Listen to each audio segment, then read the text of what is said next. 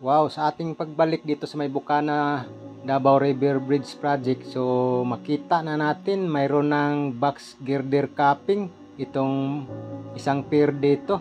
So ayan, tunghayan po natin ating update ngayon, October 8, no? So ito na yon, makikita natin kasalukuyan may mga frame na at saka box girder capping. So yun, tuloy-tuloy na po.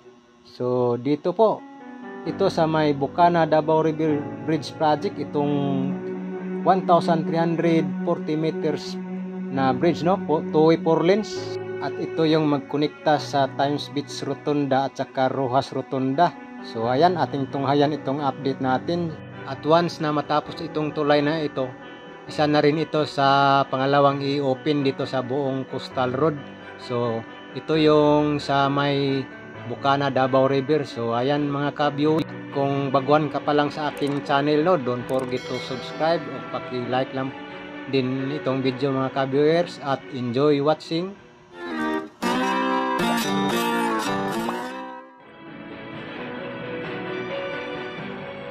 Yan guys, nandito tayo ngayon sa may Bukana Davao River.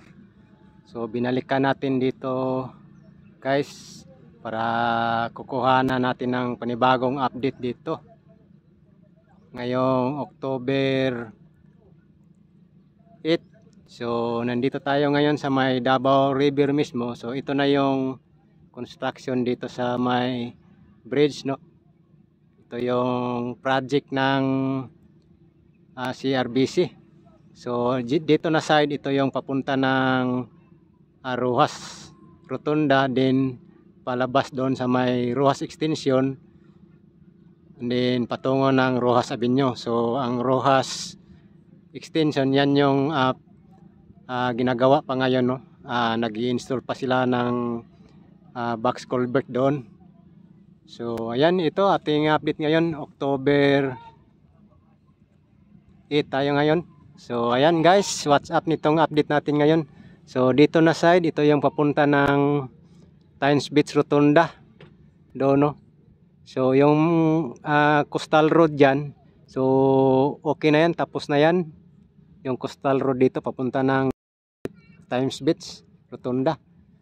So gaya din dito yung coastal road dito papunta ng Rojas Rotunda is ano na rin yan, okay na rin. So ito na lang tulay mismo ang inaantay rito, no? Construction. So ayan guys, at ating kuhanan ng panibagong update dito. So makita natin dito itong pier dito, may box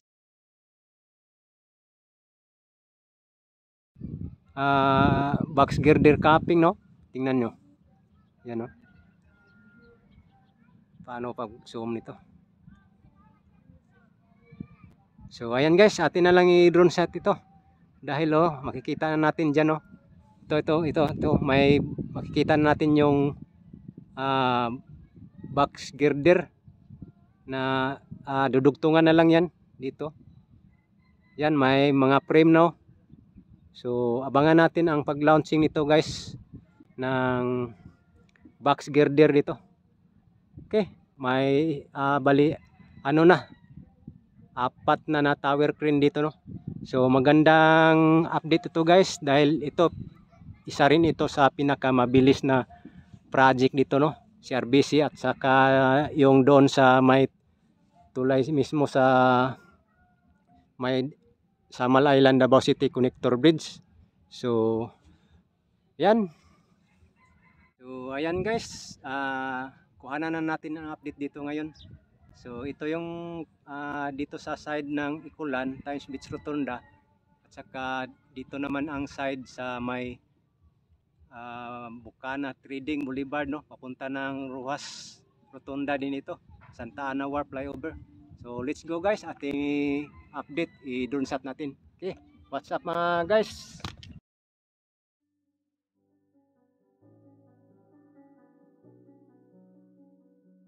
Yan guys, nandito tayo ngayon sa may Bukana, no? So Ipapakita ko sa inyo guys itong construction dito, no? Update dito sa may Bukana Davao River Bridge Project. So ito na. So ito na girder dito. Ayan. May box girder na. Tingnan natin guys, oh. Ayan, oh, may box girder na. So ito na yung dudugtungan. So may nakalagay na mga frame dito sa may pier dito. So ito yung magandang update dito guys sa may Davao River Bridge Project. Kita natin dito ang progress. So ito na pundasyon. So naka-prepare na, dudugtungan na lang yan. So abangan natin dito guys ang launching nito ng mga girder, no, sa may Bukana Davao River Bridge. So si RBC dito, no, ang magla-launch dito launching ng girder. So magandang update ito guys. Ayan, October 8 tayo ngayon, 2024, no. So atin ang kuhanan ng update ito. Ayan, no. So ito yung sa side ng Ikulan. So Times Beach Rotunda. Punta yan doon, no. So ayan. So yung coastal road dyan, so okay na yan. Ready na yan. Matagal na yan natapos, no. So may box girder capping, ano. So andyan yung abutment, yung isa na dyan, abutment.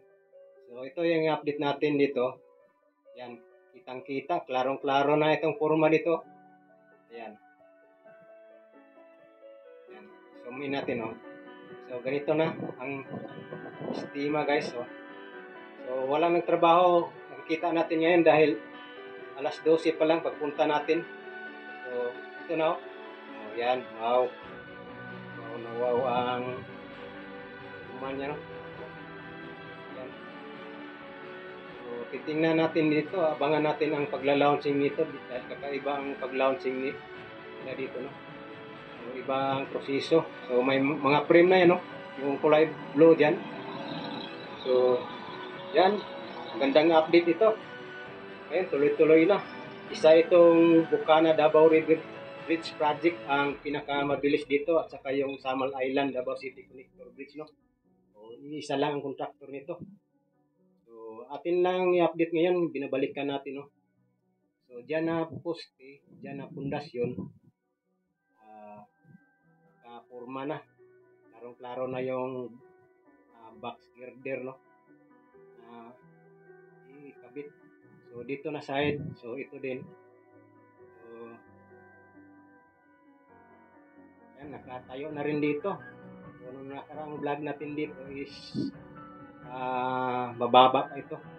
Hindi dito sa kabila. So may ano na rin, klaro na ang capping at nakatayo na rin yung dalawang poste, no. Ayan, no. So, wala lang tayong nagtatrabaho na yun nakikita dahil alas 12 pa, pasado. So maya-maya balik trabaho naman yan sila.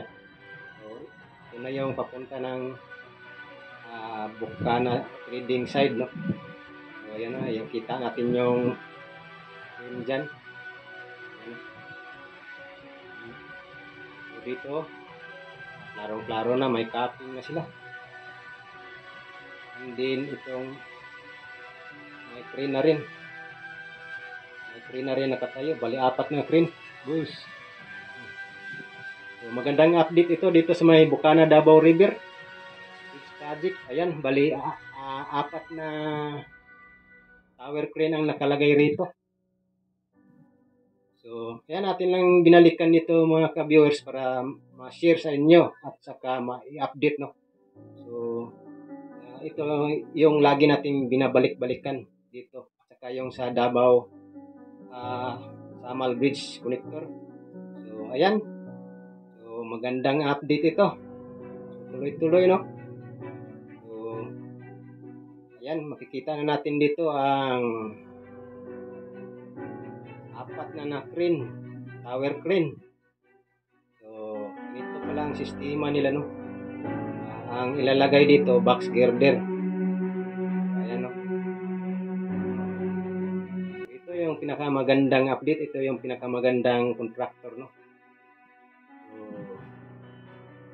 So ito yung haba nitong tulay na ito is 1,340 meters na magkonekta ito ng Times Beach Rotunda at saka Rojas Rotunda. So once matapos ito, bridge na ito, at saka matapos din yung sa may Rojas extension na ginagawa doon, pinag-installan ng mga box girder, twin box culvert para sa drainage system, water drainage system, no? So once na matapos yan itong dalawa, ito na yung i-open naman, pangalawang open ito, bali segment B na ito. So, mula Times Beach Rotunda to Rojas Rotunda. So palabas dyan sa may Rojas Avenue, no? Labiria dyan, Uyanggorin, Bahada dyan palabas. So magkaroon na rin yan ng traffic dyan, congestion dyan sa may Quezon Boulevard, Rojas Avenue. So yan. So maaliwalas na rin itong dito sa may Bolton Bridge kung sakali ito mag-open ito dito.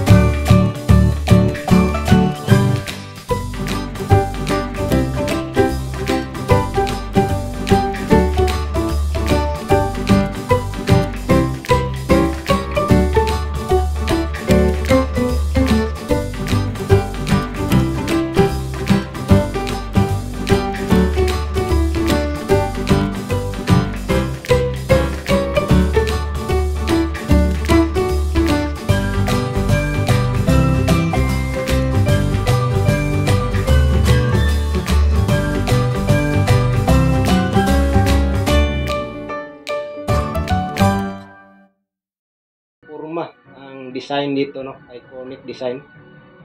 So ayan po. So tuloy-tuloy po tayo sa ating update. Balikan lang din po natin yung project na to, no, maihatid sa inyo at masundan natin itong project sa pag nila ng box girder dito, no, install. Sana maabangan natin, matimpuhan natin ba. So ito na yung sa side ng Ecoland side. So ayan po, yan lang po ang update natin ngayon, October 8, 2024, no. So tuloy-tuloy po ang trabaho ngayon. So sa ngayon, oras na ito sa pagpunta natin is alas 12 pa man, wala pa tayo nagtatrabaho dito. Okay.